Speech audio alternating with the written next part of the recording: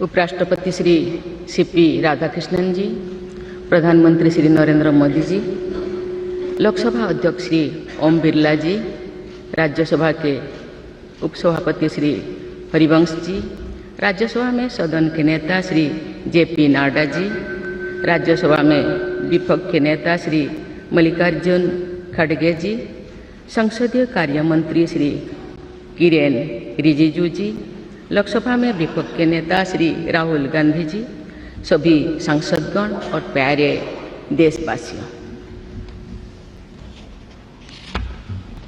संविधान दिवस के ऐतिहासिक अवसर पर आप सबके बीच आकर मुझे हार्दिक प्रसन्नता हो रही है।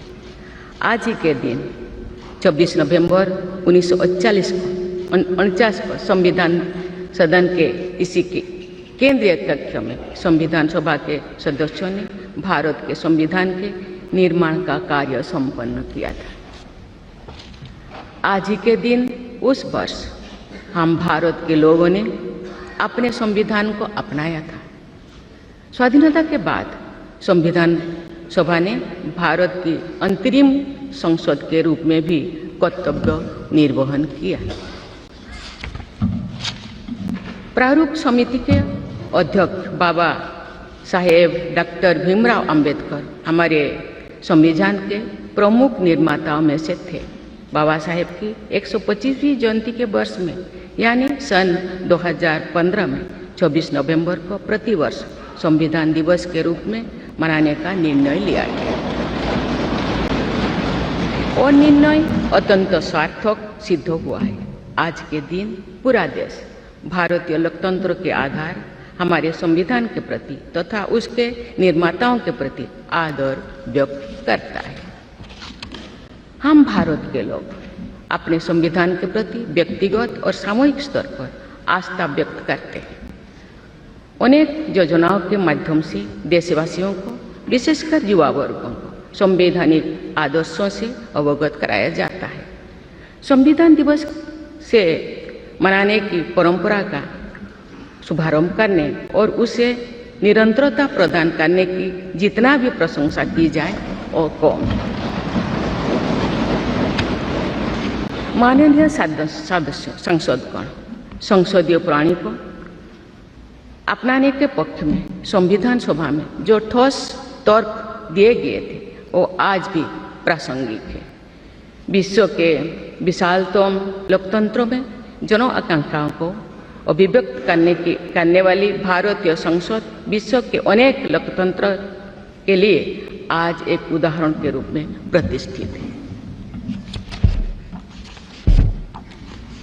हमारे संविधान निर्माता चाहते थे कि संविधान के माध्यम से हमारा सामूहिक और व्यक्तिगत स्वाभिमान सुनिश्चित रहे। मुझे ये कहते हुए बहुत प्रसन्नता होती है कि बीते दशक में हमारे संसद ने जन आकांक्षाओं को अभिव्यक्त करने के अत्यंत प्रभावी उदाहरण प्रस्तुत किया है।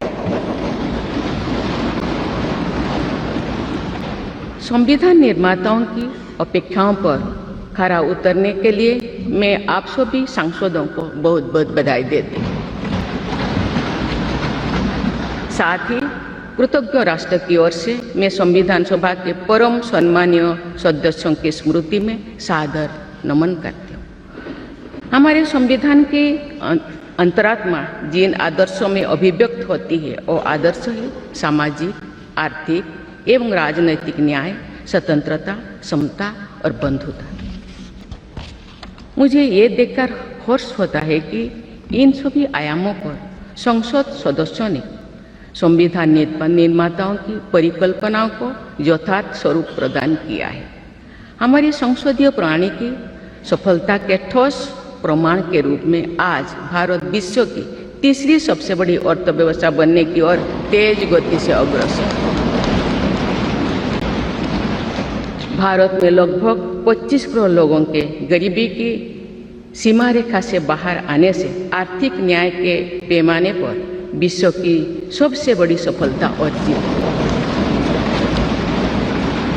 हमारे संविधान में सामाजिक न्याय को प्रमुखता दी गई है। सामाजिक न्याय के आदर्शों के अनुरूप समावेशी विकास के प्रयास किए जा रहे हैं। ऐसे अनेक प्रयासों में इकोनॉमिकली वीकर सेक्शंस के लिए शिक्षण संस्थाओं और रोजगार में आरक्षण का प्रावधान करना, दिव्यांगजनों की परिभाषा को विस्तार देते हुए उनके हित में विशेष अधिनियम लागू करना और उसे कार्यरूप देना तथा राष्ट्रीय पिछड़ा वर्ग आयोग को संवैधानिक दर्जा प्रदान करना शामिल है। 3 तलाक से जुड़े सामाजिक कुरीति पर अंकुश लगाकर संसद ने हमारी बहनों बेटियों के सशक्तिकरण और सामाजिक न्याय की दिशा में ऐतिहासिक कदम उठाए हैं। देश के आर्थिक एकीकरण के लिए स्वाधीनता के बाद का सबसे बड़ा टैक्स सुधार गुड्स एंड सर्विसेज टैक्स के रूप में किया गया है। आर्टिकल 370 के प्रावधानों को निरस्त करके देश के समग्र राजनैतिक एकीकरण के मार्ग में बाधक बने हुए अवरोध को दूर किया गया। नारी शक्ति बंधन अधिनियम द्वारा वुमेन लीड डेवलपमेंट के एक नए युग आरंभ होगा। नारी शक्ति अर्थात मातृशक्ति के बंधन का हमारे संस्कृति में अत्यंत महत्वपूर्ण स्थान रहा है। इस वर्ष 7 नवंबर से हमारा राष्ट्रगीत वंदे मातरम की रचना के 150 वर्षों पूरी होने के उपलक्ष्य में देशव्यापी स्मरण उत्सव मनाया जा रहा है। ये स्मरण उत्सव भारत माता को समृद्ध, सशक्त और आत्मनिर्भर बनाने का संकल्प का अवसर है। मुझे विश्वास है कि इस राष्ट्रीय संकल्प की सिद्धि के लिए आप सभी सदस्यगण देशवासियों को दिशा और प्रेरणा प्रदान करेंगे। हमारा संविधान हमारी राष्ट्रीय अस्मिता का ग्रंथ है। ये हमारी राष्ट्रीय पहचान का ग्रंथ है।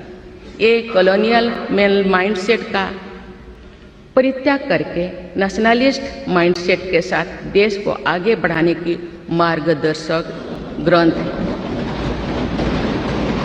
इसी भावना के अनुरूप सामाजिक और तकनीकी बदलाव को ध्यान में रखते हुए क्रिमिनल जस्टिस सिस्टम से जुड़े महत्वपूर्ण अधिनियम लागू किए गए।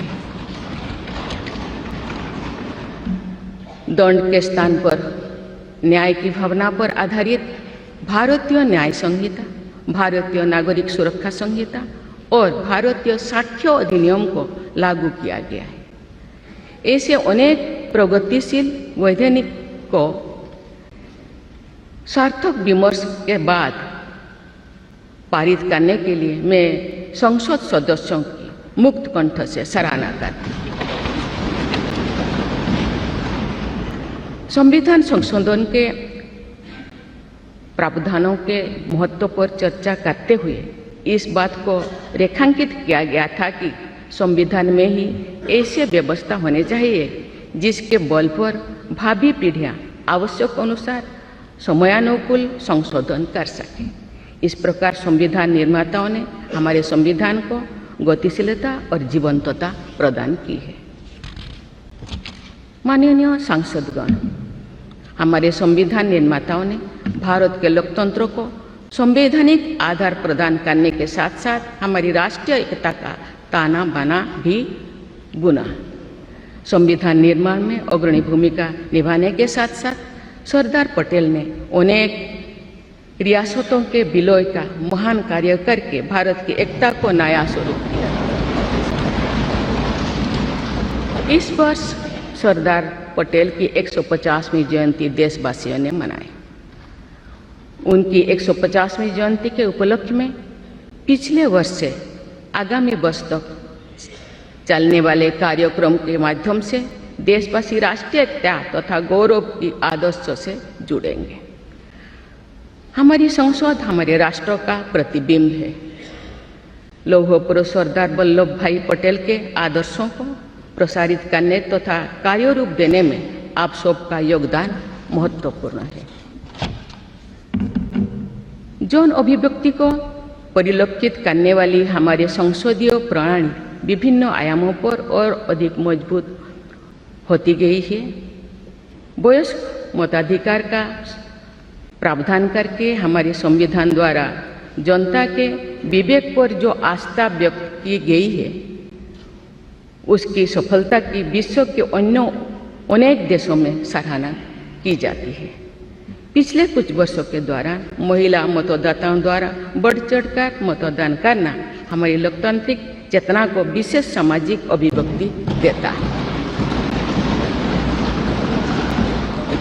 महिला, युवा, गरीब, किसान, अनुसूचित जाति और जनजाति समुदाय के हमारे देशवासी, मिडिल क्लास तथा न्यू मिडिल क्लास के लोग हमारी लोकतांत्रिक प्रणाली को पंचायत से संसद तक मजबूती से दे रहे हैं।